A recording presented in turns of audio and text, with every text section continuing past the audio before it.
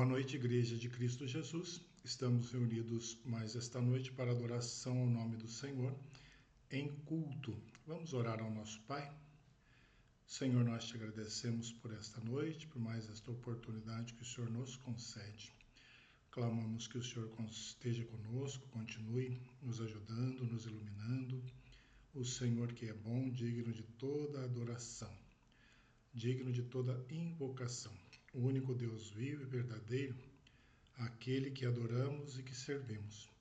Bendito seja o teu nome nesta noite, esteja conosco, neste culto com todos os irmãos, com a Igreja de Jesus.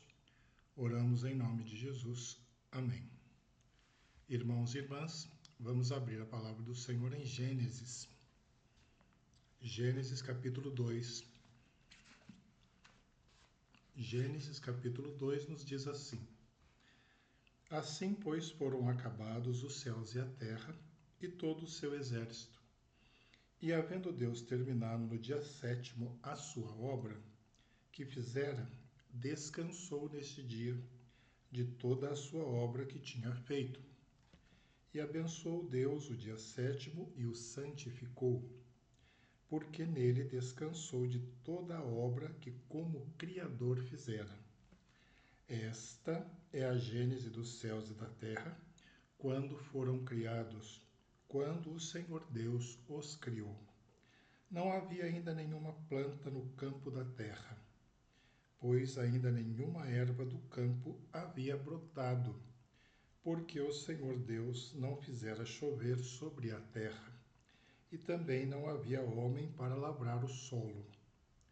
Mas uma neblina subia da terra e regava toda a superfície do solo. Então formou o Senhor Deus ao homem do pó da terra, e lhe soprou nas narinas o fôlego da vida, e o homem passou a ser alma vivente. E plantou o Senhor Deus um jardim no Éden, na direção do Oriente, e pôs nele o homem que havia formado. Do solo fez o Senhor Deus brotar toda sorte de árvores, agradáveis à vista e boas para alimento, e também a árvore da vida, no meio do jardim, e a árvore do conhecimento do bem e do mal. E saía um rio do Éden para regar o jardim, e dali se dividia, repartindo-se em 4 braços. O primeiro chamava-se Pison, e é o que rodeia a terra de Havilá, onde há ouro. O ouro dessa terra é bom. Também se encontram lá o bidélio e a pedra de ônix. O segundo rio chama-se Gion, é o que circunda a terra de Cuxi.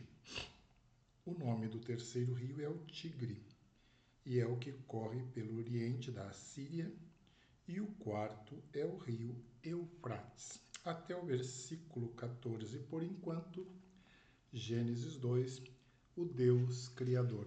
Este Deus que também continua conosco, Deus de soberania e de graça, Deus que está presente conosco, nos orientando e com os seus ouvidos inclinados para atender as nossas súplicas. Vamos orar ao Senhor neste dia de oração, de reunião, de leitura da palavra, de busca do Deus de Israel, deste Deus poderoso que fez o universo. Entregue ao Senhor a adoração pelas bênçãos recebidas. Coloque diante do altar do Senhor quantas dádivas do Altíssimo Ele tem concedido na sua vida, no seu lar, nas nossas igrejas, o povo do Senhor.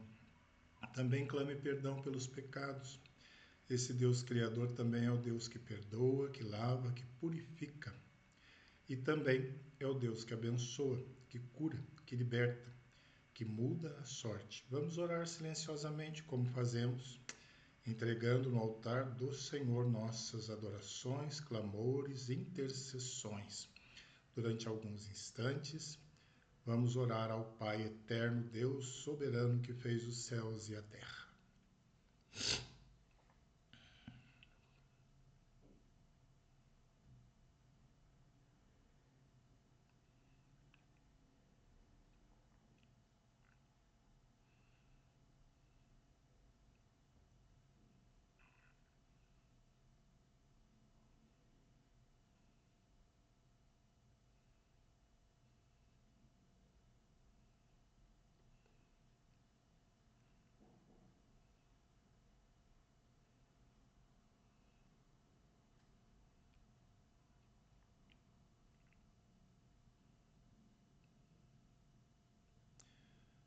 Pai eterno, Pai bendito, as orações e louvores do teu povo sobem a ti em nome de Jesus.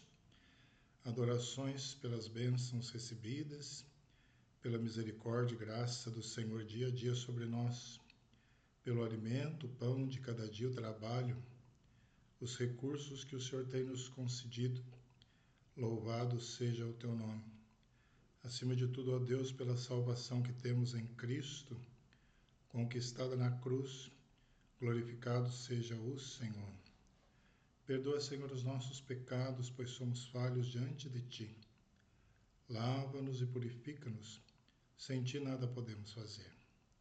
Esteja, ó Deus, inclinando os teus ouvidos às orações dos teus filhos, que buscam a cura das enfermidades, quantos nos hospitais, quantos em tratamentos.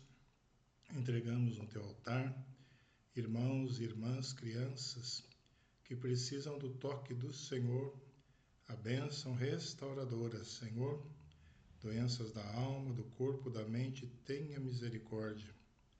Também oramos, ó Pai, pelos desempregados que precisam de portas abertas de trabalho, de emprego, aqueles que têm tentado e não têm conseguido.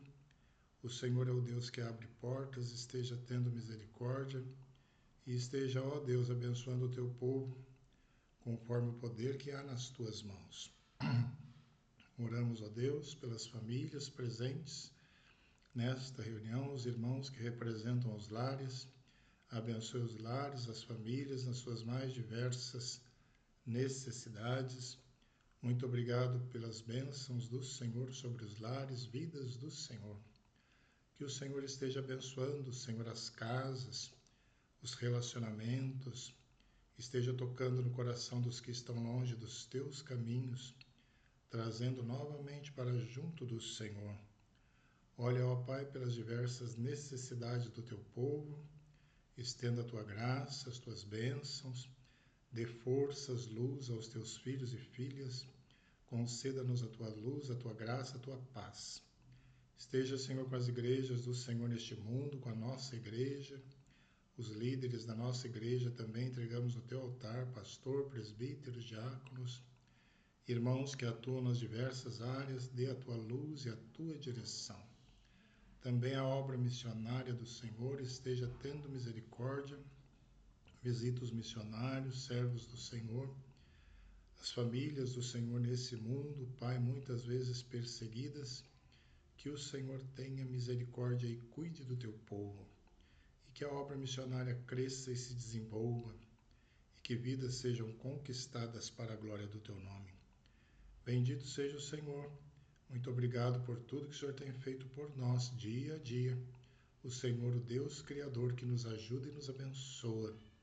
Nós oramos agradecidos, te exaltamos e te bendizemos em nome de Cristo Jesus. Amém.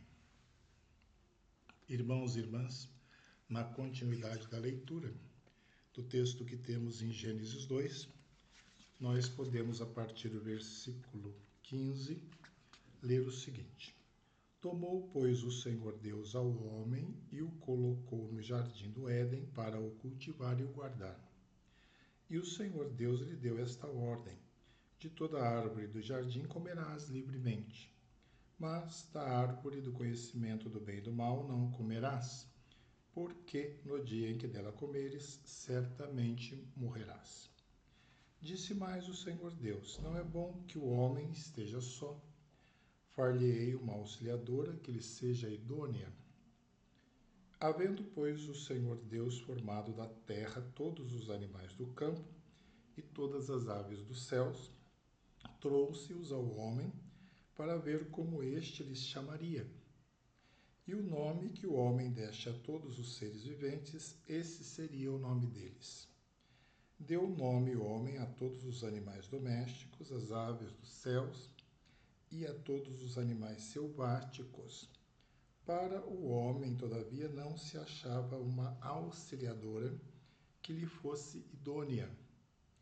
Então o Senhor Deus fez cair pesado sono sobre o homem, e este adormeceu, tomou uma das suas costelas e fechou o lugar com carne. E a costela que o Senhor Deus tomara do homem, transformou-a numa mulher e a trouxe. E disse o homem: esta, afinal, é osso dos meus ossos e carne da minha carne, chamar-se-á varoa, porquanto do varão foi tomada. Por isso, deixa o homem, pai e mãe, e se une à sua mulher, tornando-se os dois uma só carne. Ora, um e outro, o homem e sua mulher, estavam nus e não se envergonhavam. Até aí o texto da palavra do Senhor. Vamos orar mais uma vez? Deus de graça, Deus de Israel, bendito o teu nome pela tua palavra. Somos limitados e pecadores para entendê-la e clamamos ao Senhor que nos ajude com o teu Espírito Santo. Oramos em nome de Jesus. Amém. Irmãos e irmãs, como bem sabemos, uma das características essenciais do ser humano é que ele foi criado por Deus. Há algo no homem, porém, que o diferencia de todas as outras criaturas e que o assemelha a Deus. Tal singularidade reside no fato de Deus ter colocado no ser humano sua imagem e semelhança. Podemos dizer que, além de ser uma criatura de Deus, o homem também é uma pessoa, ou seja, ele tem personalidade, como Deus também tem.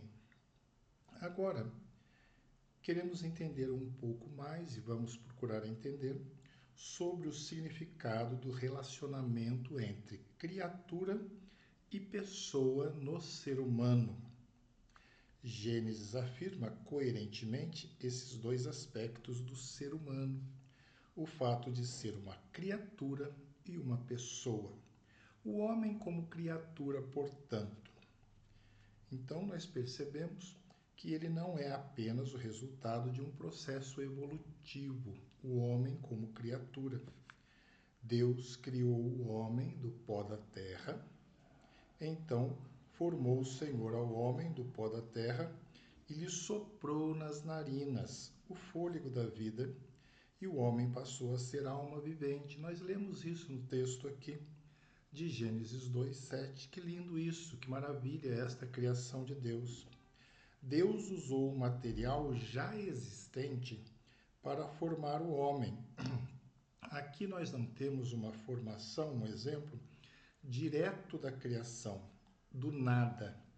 Ainda assim, é a mão do Criador a responsável pela formação do ser humano que veio do pó da terra, que já era algo existente.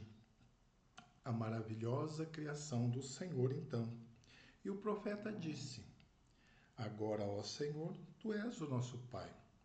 Nós somos o barro, e tu o nosso oleiro, e todos nós obra das tuas mãos. Então o homem veio do barro, do pó, a criatura do Senhor. Deus poderia renovar a situação do povo de Israel. Deus, o oleiro, como o oleiro renova o vaso de barro. Isso é possível por quê? Porque nossa origem foi sendo literalmente formada do barro pelas mãos do Todo-Poderoso. É preciso entender que, como oleiro, Deus teve o direito de nos fazer como Ele desejou, como Ele quis. Isso significa que somos o resultado de um desejo exato de Deus. Deus quis nos fazer assim e fez assim. Nem poderia ser diferente, pois a maravilhosa complexidade que é o corpo humano, nós sabemos disso, quão complexo, só poderia ser obra de quem? De um artista como o Senhor, como Deus. Por outro lado, se Deus é o oleiro e nós somos o barro, fica implícita nossa absoluta dependência de Deus. Paulo usa essa imagem do oleiro, modelando o barro, para explicar por que Deus tem o poder de predestinar as pessoas. E ele diz: ou não tem o oleiro direito sobre a massa, para do mesmo barro fazer um vaso para a honra e outro para a desonra? Aqui percebemos que uma vez que somos criaturas, somos absolutamente dependentes da vontade do Senhor. Então, o homem como criatura do Senhor, o homem como criatura de Deus. Nós podemos entender isso a partir desta maravilhosa ação do Senhor sobre o barro, transformando-o no homem. Mas, irmãos, irmãs, o homem também, além de criatura, é uma pessoa. Gênesis revela, com destaque, que Deus colocou dentro do homem o seu sopro divino, razão pela qual o homem passou a ser alma vivente. Nós lemos no texto. Assim, o homem não é só uma criatura. Nós vimos que ele é uma criatura, mas ele também é uma pessoa, uma alma vivente. Esta singularidade o distingue dos demais animais que não receberam o sopro de Deus. É preciso salientar, então, a atitude íntima de Deus ao soprar, chegar e se aproximar e soprar nos lábios do homem. É maravilhoso percebermos isso no texto. O divino infunde no homem um pouco da sua própria vida. A expressão alma vivente é um equivalente de pessoa. Interessante isso, porque estamos vendo aqui o homem como pessoa. Isso destaca a singularidade do homem como criação de Deus. Ele é mais do que uma simples criatura. Ele recebe o dom da personalidade. Por que Deus fez isso? Já vimos, estudamos, que foi para que o homem fosse um imitador de Deus. Um imitador de Deus. Deus queria um relacionamento pessoal com o homem. Agora isso nos leva a uma implicação ainda maior.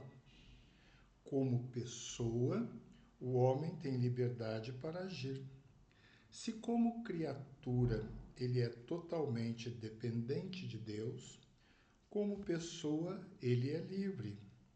A Bíblia nos revela com clareza que Deus determinou todas as coisas e essas acontecem seguindo um plano pré-estabelecido, onde estão inclusive nominados aqueles que serão salvos. Nós sabemos disso.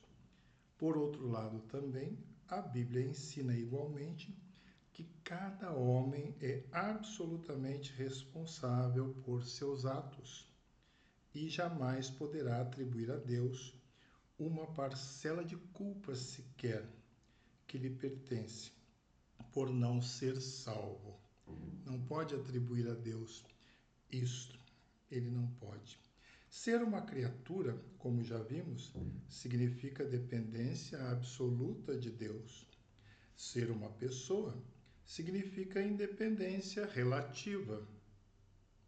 De fato, aqui temos a chave para compreender o homem em seu relacionamento com Deus, em sendo criatura e em sendo pessoa.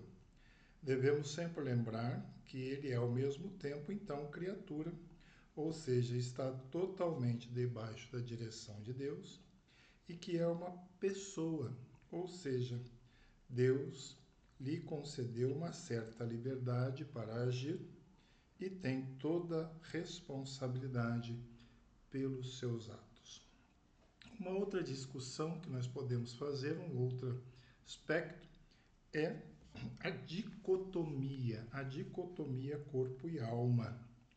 O homem, corpo e alma. O fato de Deus ter colocado no ser humano um aspecto espiritual consiste numa característica mais marcante ou das características mais marcantes do homem, feito à imagem e semelhança de Deus.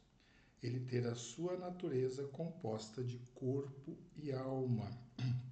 Esta é uma visão dicotômica do homem, duas coisas, né? Dois aspectos, corpo e alma, dicotomia. Há muitos que sustentam uma tricotomia a partir dos gregos e de Platão, corpo, alma e espírito. Mas, irmãos, se entendermos a palavra, a dicotomia, corpo e alma, é a visão mais bíblica, pois as Escrituras usam indistintamente a palavra alma e espírito. Nós vemos isso em vários textos e momentos da Bíblia. Então, a visão dicotômica, homem, corpo e alma, é mais sensata e está mais alinhada aos princípios bíblicos do que corpo, alma e espírito, na visão tricotômica. Isso é importante para entendermos isso. Por quê? Porque pela Bíblia nós percebemos que os mesmos sentimentos são atribuídos tanto à alma quanto ao espírito. O louvor e o amor de Deus são atribuídos tanto à alma quanto ao espírito na Bíblia. A salvação é associada tanto à alma quanto ao espírito. Morrer é descrito igualmente como o partir da alma e do espírito. Os mortos, ora são chamados de alma, ora de espíritos. Então há um sinônimo. Então nós podemos entender que o homem é corpo e alma. É a visão dicotômica. O autor de Eclesiastes descreve a morte do ser humano com as seguintes palavras: e o pó volta à terra como o era, e o espírito volta a Deus, que o deu. Nesse texto, o homem se compõe apenas dessas duas partes. Portanto, em face das passagens que temos e destas abordagens que temos, seria de se perguntar se o homem tivesse ainda mais uma terceira parte, para onde ela iria quando ele morresse. Se o corpo volta ao pó e o espírito volta a Deus, céu ou inferno, para onde iria a alma caso ela fosse diferente do espírito? Então, a Bíblia trata alma e espírito como sinônimos. Parece mais certo dizer que o ser humano, então, é composto de corpo e alma. Contudo, devemos tratar dessas coisas como se não fossem separadas, pois o homem, ele é um todo indivisível. Não significa que a alma seja mais valiosa do que o corpo, como pretendiam alguns, os gregos e Platão, que era a visão tricotômica e o corpo poderia ser desprezado, mas na visão dicotômica, corpo e alma ou espírito, né? Alma ou espírito como sinônimos, os dois elementos são importantes e tornam o homem um, corpo e alma. O corpo e a alma possuem o mesmo valor e ambos decaíram em Adão e precisam ser redimidos. Por essa razão, a Bíblia enfatiza, irmãos e irmãs, a questão da ressurreição. Não basta ao homem estar em espírito junto de Deus após a morte. Por ser completo, ele precisará ter de novo o seu corpo. E assim, com corpo e alma, a visão dicotômica, corpo e alma restaurados, o seu ser humano viverá feliz para sempre na presença do Senhor. Então nós vemos o homem como criatura, o homem como pessoa, o homem corpo e alma, formando um só a ser redimido pelo Senhor através da cruz de Jesus. Que grandeza a obra do Senhor, a partir de Gênesis que vemos, criando o homem do pó da terra, soprando em sua narina, dando a ele personalidade, graça e bênção. Assim nós temos, irmãos, essa criação maravilhosa, personalidade do homem, a força do Senhor na sua beleza, no seu poder. Nós vemos aqui em Gênesis 2, o Senhor criando, o Senhor abençoando a formação do homem aí a partir do versículo 4 de Gênesis 2, depois a partir do versículo 18, a formação da mulher. Nós vemos aí que o homem veio do barro, do pó da terra, e o homem corpo e alma, redimidos pelo Senhor. Concluindo, irmãos, Deus criou o ser humano composto de corpo e alma e lhe deu o altíssimo privilégio da personalidade. Isso é um atributo que Deus passa ao homem também. Deus tem personalidade e passa ao homem essa sua característica da personalidade. Isso significa que o homem é ao mesmo tempo dependente e relativamente livre. Importante percebermos isso. Dependente como criatura, relativamente livre como pessoa. Mas recebeu de Deus uma liberdade que lhe confere responsabilidade. Temos que abordar esse aspecto, que toda liberdade implica em responsabilidade. Responsabilidade pelos seus atos, responsabilidade pela sua vida. Ainda assim, ele permanece dentro da vontade soberana de Deus. Esse mistério da soberania de Deus, estando acima de todas as intenções e de todos os desejos. O Senhor, na sua vontade soberana, abarca tudo isso, inclusive as determinações, inclusive as liberdades relativas concedidas ao ser humano. E podemos, queridos irmãos, nesta conclusão também, pensarmos o seguinte: como criaturas pessoais, devemos lembrar que somos, ao mesmo tempo, totalmente dependentes de Deus e responsáveis por nossas atitudes. Assim, como criaturas e pessoas dependentes e responsáveis e relativamente livres, podemos, em cada atitude, lembrarmos desta grandeza da ação do Senhor. Diante disso, poderíamos perguntar: como você avalia esse duplo relacionamento em sua vida, como criatura e como pessoa?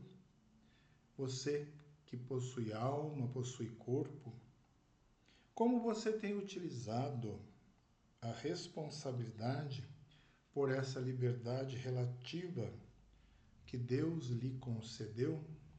Importante pensarmos isso, importante refletirmos nisso. Essas perguntas também são dirigidas a mim. Todos nós devemos refletir, todos nós devemos ponderar nestes aspectos importantes da palavra do Senhor. Temos estudado, temos procurado absorver as verdades de Gênesis, o Senhor Criador, o Senhor Soberano. E hoje aprofundamos um pouco nessa questão da personalidade do ser humano, a grandeza do Senhor nesta sua obra maravilhosa. O homem, além de ser uma criatura de Deus, é também uma pessoa. Vimos isso, estudamos isso. E também formado de corpo e alma. Importante percebermos isso na constituição do ser humano. Que o Senhor nos abençoe, que o Senhor nos ilumine a partir do estudo da sua palavra e que possamos sempre crescer no conhecimento, na graça de Jesus Cristo, para assim nos aproximarmos desse Deus soberano e criador. Amém.